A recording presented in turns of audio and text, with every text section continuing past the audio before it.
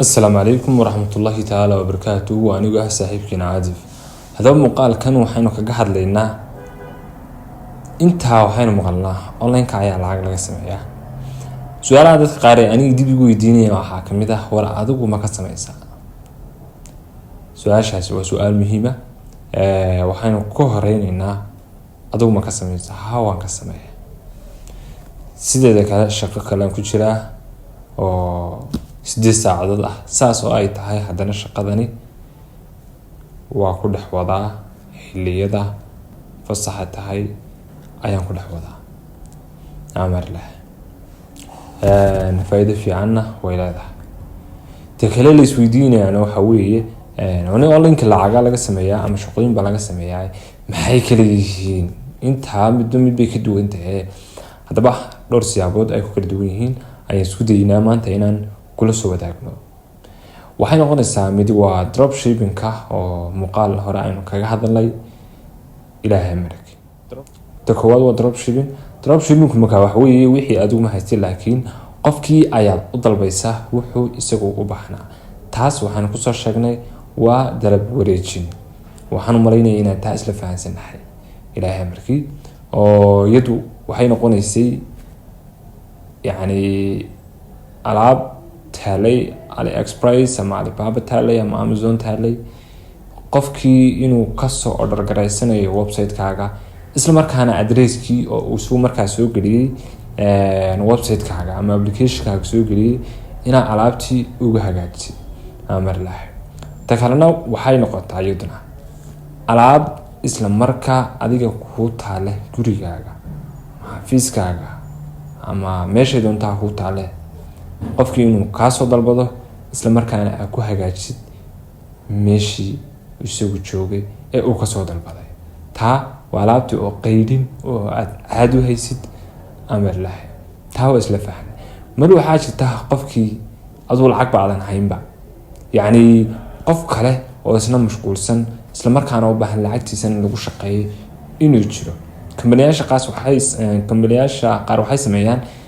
qofka lacagta haya ay dhahayaan alaabtaadii laga yaabo inaad u kaata ama ka kale tahay laba midkood inaad tahay labadaas deedna maxaa la sameynayaa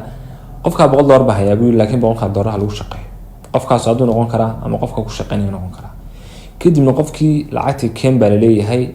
alaab baa lagu dalbayaa faa'iido waxa ka soo baxaysa $50 $50 yaa kala qaadanaya qofkii isagu lacagta aanan haysan $25 buu qaadanaya ya qofkii $100 meesha keensanaya $25 ayuu saa ku qaadanaya labadaas siyaaboodna iyaduna waa ay jirta mid kalena waxa weeye macaamiil ayaan ku keenaya commission baan ku leeyahay iyadu laftigeedu online ka looga shaqeeyo iyadu laftigeedu waxay qayb ka sii tahay qaybta la dhaho digital marketing qayb kamid ah amar lah mar kale iyaduna waxaa jirta ilaaha markii affiliate-ka waa filaya inaad garanaysaan tusaale ahaan shay in waxaa ku arkaysaan shay in club wax la yidhaahdo user baa iibsanaysaa ay ku charge garaynayaan $20 amar lah isla markaana waxaa lagu siinayaa ama sida kale caadiga ah lagu siinayaa code baa lagu siinayaa yani qofkii shay intii ama iHelp wixii uu ku arkay website-da badi way wada leeyihiin ayaa waxa la siinayaa $20 baa la siinayaa laakiin adiga user-kaagii markii aad ku gashid isla markaana code-kii lagu siiyay aad haysatid waxaa lagu charge gareynayaa code-ka yar markaa meesha gelisid xilliga lacagta xilliga product-ga la iibsanayo code-ka yar haddii aad gelisid shaygii qofkaas uu ku arkay $9 in adiga lagaa siiyo $6 amar lah marna waxaa jirta linkigii dadku marka ay ku dhuftaan oo product-ga iibsadaan ayaa shirkaddu waxay ku leedahay waxaad leedahay boqolkiiba intaas oo commission way ku aruurinayaan mastercard-kaaga meesha ugu xareysan kid way ku aruurinayaan ama lacagta yar markaa ka soo baxda ha ku siiyaan ama iyadoo ku aruurtay oo bilaa ahaan u qaada khiyarka adigaas kale amar lah marka dhamaantood sida ay u shaqeeyaan waa sidaas waana sida ay u badan yihiin marka haddii aad maqashay online-ka lacag looga sameeya hababkaas ayaa looga sameeya. su-aal ba isweydiinaysaa axbanimo keebaa ugu fudud ugu khasaaraya? waa ka adigu waxba producti aadan iibsanaynin isla markaana wax kaa khasaarooya aysan kugu jirin. dhammaan kuwa aan soo sheegnay kuwaasaa ugu khasaaraya. ama kuwa ugu faa'iidada badanna waxa weeye waa kuwa productiga shirkadda adigu sambal brand adiga ku gaar ah ay ku samaysay, isla markaana aragtidaada ku dhisanaysaa wuxuu doonaysay, isla markaana aad soo gelisid dhanka internetka, ku soo xayeysiisid, macaamiil ay barato, qofka keliya hayaana uu adiga keliga yahay. isla markaa ka kale kusoo xigaana waxa weeye qaybta dalab wareejinta oo aad u sameynaysid kambaniyaal waaweyn. tusaale ahaan iHelp waxaa ka dalabtay bariiskan caruurta amar lahay, isla markaana shirkadii ayaa la dhacday marka ay arkeen tayadiisa. waayo Mareykanka hadda laga isticmaala waa wax in la cuno iyo faa'iido darro iyo waxa aanan looga shakisanayn, isla markaana lahayn oo la tayeysan oo certificate. kambanigii aad u dalbaysay ayaa ku dhino bil kasta waxa u baahanaa 100 xabo inaan noo dalabto. waxaa laga yaabaa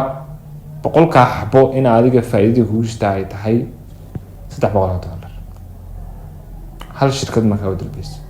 ka soo qaad markaa shirkado fara badan ay u dalbaysay. kuwa faa'iidooyinka leh waa kuwa khasaaraha yarna ama aanan lahaynba waa kuwa sida aan ku sheegnay muuqaalkan haddaynu kaga hadlayno. waxaan rajaynaynaa inaan isla fahnay amar lahay. qofka bini'aadankana waxaa wanaagsan shayga inuu ka wardoono. haddii uu ku khasaaro xilliga uu ku guda jiro ama uu bilaabay khasaare lama yidhaahda, cilmi baa la yidhaahdaa. aa ka baratay. Soomaalida waxay ku maamaahi jirtay halaan ku baratay hala-aan, yacni khasaare ma joogtid. amar lahay inta adiga kharash kaaga baxay ee waxaan aad la kulantay ayaa laga yaabaa cilmi inuu kaaga kordho, business ka weyn aad cid kale kaga badbaadisid oo adiga abaalmarin lagugu siiyo. business ama ganacsi cusub aad samaysanaysid inaad kaga badbaadid oo markaa kuu qarxo qarax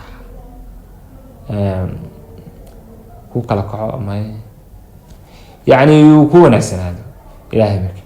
marka waxaan rajaynayaa inaan muuqaalkan isla fahnay, waxaanu kaga hadlayno sida u shaqeeyaan iyo sida ay kala yihiin khasaaraha badan ka faa'iidada badan, iyo sidoo kale noqo qof wax isku daya. السلام عليكم ورحمة الله تعالى وبركاته. وأنا ساهيكم عرجيني مقالكا إن تجارتين دونتان أصحابتي أدوغنا نقو قف ديرن أو حسوداي نقن قف حلوغ الشيكيو مركزت.